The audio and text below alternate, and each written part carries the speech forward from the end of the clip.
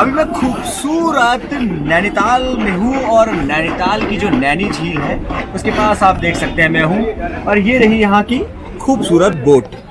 ये जो बोट है ये पूरी तरह से लकड़ी से बनी हुई बोट है और इन बोटों में ही जो पर्यटक आते हैं जो इस झील में, इस खूबसूरत झील में जिसके चारों तरफ देख सकते हैं आपकी पहाड़ हैं, बीच में झील है और पर्यटक यहाँ पर घूम रहे हैं, तो इन लोगों को इन्हीं नावों में घुमाया जाता है। नाव आप देख सकते हैं कि यहाँ पर अभी क्योंकि सुबह सुबह का समय है तो नाव कुछ तो खाली है, लेकिन ज्यादातर नाव आप देखेंगे तो वो पूरी तरह से झील में है।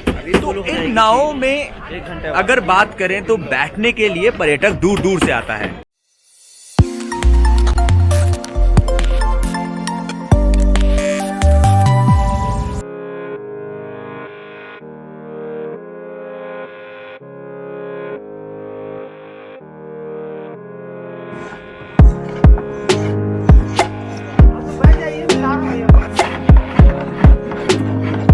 तो दोस्तों इन नावों को इसी जगह पर जो है वो तैयार किया जाता है। आप देख रहे हैं कि कुछ भाई लोग यहाँ पर देखिए इस नाव को तैयार कर रहे हैं। शायद इसको रिपेयर किया जा रहा है इस नाव को मेंटेनेंस हो रही है। बिल्कुल इसको जो है मेंटेन किया जा रहा है, क्योंकि बहुत ज़्यादा जब लकड़ी पानी में रहेगी थोड़ा सड़ना शुरू हो जाएगी तो उसको बचाने के लिए उसको रिपेयर किया जाता है। लेकिन सबसे बड़ी बात यह है कि पहाड़ों में मिलने वाली ये वो लकड़ी है जो पानी से जल्दी ख़राब नहीं होती है। बहुत ही बढ़िया लकड़ी है, तोड़ की लकड़ी है। इसको यहाँ पर तोड़ कहा जाता है और जगह तोड़ी कहा जाता है। अलग अलग जो है उत्तराखंड के जहाँ गढ़वाल कुमाऊं में अलग अलग जगहों में इसको कहा जाता है। लेकिन ये लकड़ी बहुत ही मजबूत होती है, इसमें कीड़े नहीं लगते हैं, ये पानी में ख़राब नहीं होती है, इसलिए इसे नाव बनाने के लिए ज़्यादातर इस्तेमाल किया जाता है।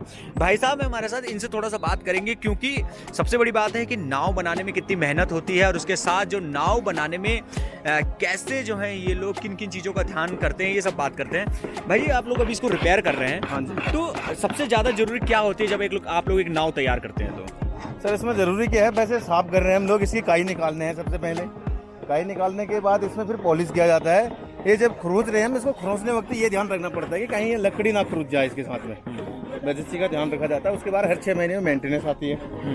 नहीं, नई नाव जो बनाते हैं आप लोग, जैसे ये नई है, ये नई तैयार हो रही है, तो लकड़ी कहाँ से लाते हैं, क्या करते हैं, किस तरह से जो है आप लोग इसको तैयार करते हैं? पूरा लकड़ी आगे गाँव से लाना पड़ती है सर, वहाँ से आरा मशीन से। आरा मशीन से? हाँ जी। अच्छा, मेरे को एक चीज़ बताइए, इसमें कील इस्तेमाल हो रही है, लोहे की कीलें तो खराब हो जाएंगी, लोहे की तो जंग लग जाएगा ना उसमें। तो फिर इनमें आप क्या कौन सी कीलें इस्तेमाल करते हैं? तांबे की कीलें हैं। हाँ, तांबे की कीलें यूज की जाती है। उसके बाद उसको पीटने के बाद वहाँ से तो एक सैंपल मिलता है ना, पीटने के बाद कील का आकार का बनाया जाता है। अच्छा, फिर उसके बाद उसमें पीस दिए जाते हैं। ये लगे हैं ना, ये ये देखो इसमें जंग कतई नहीं लगेगा। ये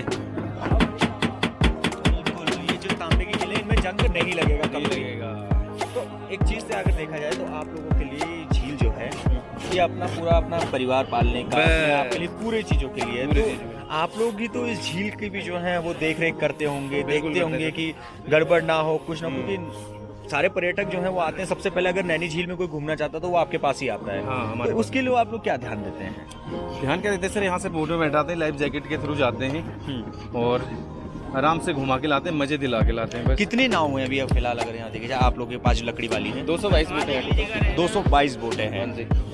आप देख सकते हैं कि यहाँ पर 222 बोटें हैं और इसी तरह से ये बोटें जो है यहाँ पर हाथ स्टैंड है जो है इनको इस्तेमाल किया जाता है। अलग अलग बोटें हैं और बोटों का अपनी ही खूबसूरती है, इन बोटों में घूमने का मज़ा ही अलग है। इसलिए तो जो भी पर्यटक यहाँ पर पहुँचता है, नैनीताल में जो आता है, वो जब इस झील में घूमना चाहता है तो वो इन बोटों का इस्तेमाल करता है। अब पैडल वाली बोटें भी हैं यहाँ पर, प्लास्टिक की जो होगी या लोहे की शायद होंगी, वो जो हैं वो भी हैं। लेकिन जैसे बताया गया कि 200 से ज़्यादा बोटें यहाँ पर लकड़ी की हैं और इन बोटों को तैयार इस तरह किया जाता है जिस तरह से आप देख रहे हैं कि यहाँ पर इनको तैयार किया जा रहा है।